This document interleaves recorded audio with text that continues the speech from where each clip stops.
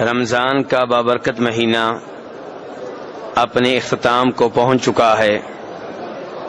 یہ وہ عظیم مہینہ ہے جو رب کی طرف سے رحمتوں اور برکتوں کا مہینہ تھا، اور یہ وہ سیزن ہے جو نیکیوں کا سیزن تھا۔ ایسا سیزن بار بار نہیں آتا۔ خوش نصیب ہیں وہ لوگ جن کو اللہ تبارک و تعالی نے رمضان کے مقدس مہینے میں عبادت کرنے کی توفیق بخشی، اور بد نصیب ہیں وہ لوگ جن کی زندگی میں رمضان کا مہینہ آیا لیکن اس سے فائدہ نہیں اٹھا سکے۔ ایسے لوگوں کے بارے میں نبی علیہ الصلاۃ والسلام فرماتے ہیں، رغم انف رجل دخل علیہ رمضان ثم انسلخ قبل ان یغفر له، کہ وہ آدمی ذلیل و رسوا ہو جس کی زندگی میں رمضان آیا لیکن اس کے گناہ معاف نہ ہو سکے، یعنی کہ رمضان کا اس نے حق ادا نہیں کیا، رمضان کے روزوں کا حق ادا نہیں کیا، رمضان کے قیام اور تراویح کا حق ادا نہیں کیا، رمضان میں تلاوت صدقہ خیرات کا حق ادا نہیں کیا، اس لیے رمضان کا مہینہ آیا گزر گیا، اس کے گناہ ویسے کے ویسے ہیں، معاف نہیں ہو سکے۔ فرماتے ہیں نبی علیہ الصلوۃ والسلام، یہ آدمی ذلیل و رسوا ہو۔ میرے بھائیو، رمضان کے مہینے میں اللہ تعالیٰ نے ہم کو روزے رکھنے کی توفیق دی، تراویح کی نماز ادا کرنے کی توفیق دی، قیام کرنے کی توفیق دی۔ اب اگر یہ قبول ہو جائے تو بہت بڑی بات ہے، لیکن مسئلہ یہ ہے کہ یہ گارنٹی ہمیں کہاں سے ملے گی کہ ہماری یہ عبادات قبول ہو گئی ہیں؟ عبادات ہم نے کر لیں، اس کے اوپر ہمیں اترانا نہیں چاہیے، اس کے اوپر فخر نہیں کرنا چاہیے، اس کی وجہ سے دل میں یہ احساس نہیں ہونا چاہیے کہ میں نے بہت بڑا مار کا سر انجام دیا ہے، بلکہ اس کی بجائے انسان کو چاہیے کہ رب العالمین کی منت سماجت کرے کہ اے اللہ، میں نے ٹوٹے پھوٹے روزے رکھے، میں نے حسب استطاعت تراویح کی نماز ادا کی، یا اللہ میں نے تلاوت کرنے کی ہر ممکن کوشش کی، یا اللہ حسب توفیق صدقہ خیرات بھی کرتا رہا، یا اللہ اس ساری عبادات میں کئی طرح کی کوتاہیاں تھیں، کئی طرح کی لغزشیں تھیں، یا اللہ یہ جیسی بھی تھی تو مہربانی کر کے قبول کر لے۔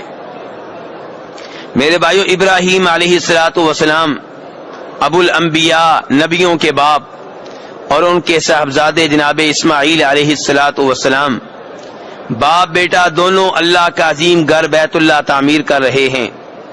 کام کرنے والے کتنے عظیم، دونوں نبی، اور جو کام کر رہے ہیں کتنا عظیم کہ دنیا میں جتنی بھی مسجدیں ہیں ان میں سے جو سب سے بہتر مسجد ہے مسجد حرام، وہ تعمیر کر رہے ہیں، اور دعا کیا کر رہے ہیں؟ ربنا تقبل منا انک انت السمیع العلیم، یا اللہ یہ نیکی قبول کر لے۔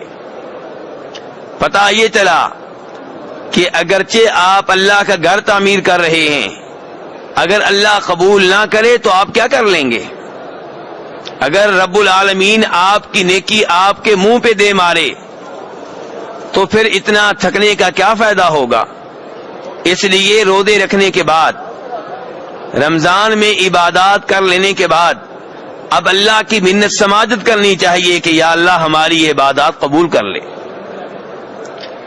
امام ترمذی رحمہ اللہ روایت کرتے ہیں جناب عائشہ رضی اللہ تعالی عنہا سے کہ جناب عائشہ رضی اللہ عنہا نے ایک بار نبی علیہ الصلوۃ والسلام سے سوال کیا کہ اے اللہ کے رسول، قرآن پاک میں اللہ تعالیٰ فرماتے ہیں کہ والذین یؤتون ما آتوا وقلوبهم وجلۃ انہم الی ربہم راجعون، کہ وہ لوگ جو اللہ کی راہ میں جو دینا ہوتا ہے وہ دیتے ہیں اور حالت یہ ہوتی ہے کہ وہ کانپ رہے ہوتے ہیں۔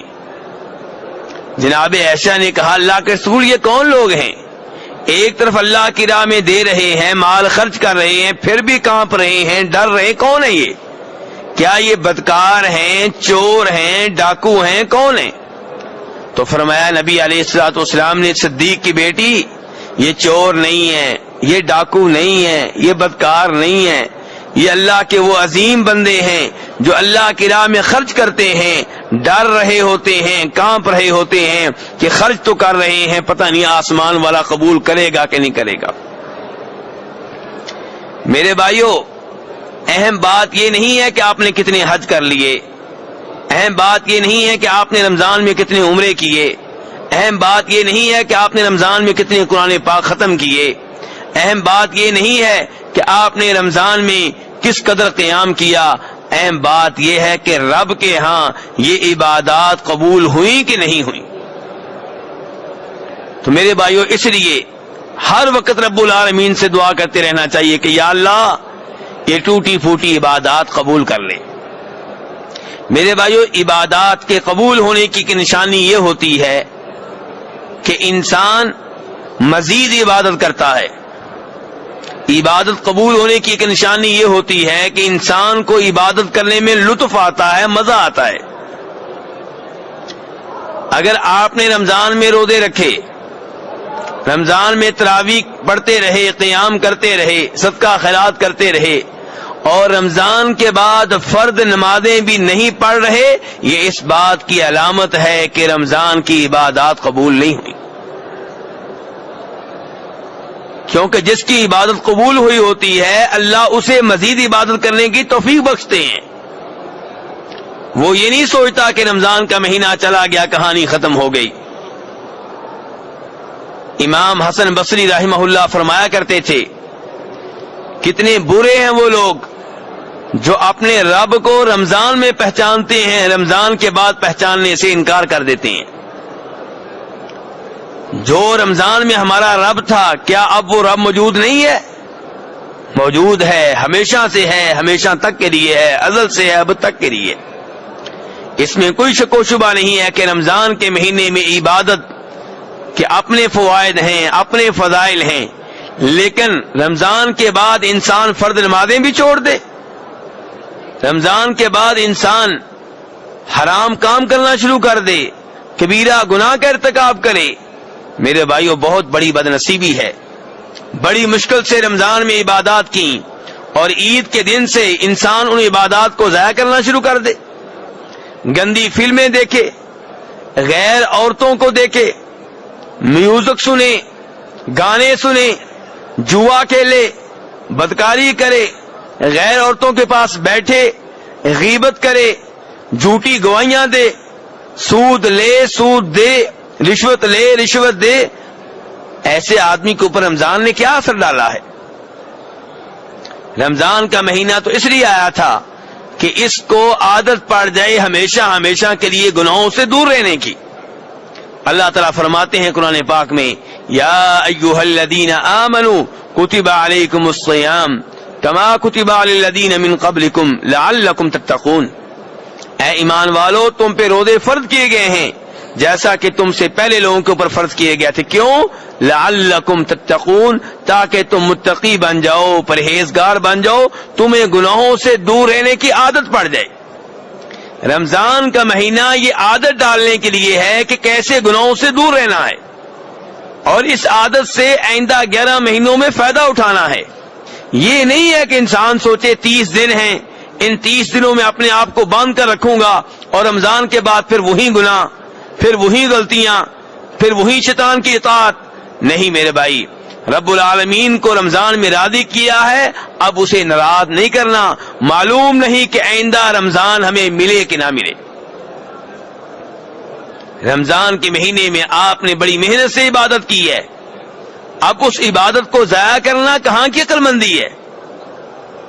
آپ نے اتنی مشکل سے روزے رکھے، فجر سے لے کے مغرب تک آپ بھوکے پیاسے رہتے رہے، اپنی بیگم سے بھی تعلقات قائم نہیں کیے، اتنی محنت کی آپ نے، رات کی نیند قربان کی، رات کو قیام کرتے رہے، تلاوت کرتے رہے، آپ کے پاس مال تھا، بڑا قیمتی مال تھا، دل آپ کا چاہتا تھا کہ اس سے بچوں کے لیے پلاٹ خرید لوں، کوئی ایک اور کاروبار شروع کر لوں، لیکن نہیں، آپ نے وہ اللہ کی راہ میں لگا دیا۔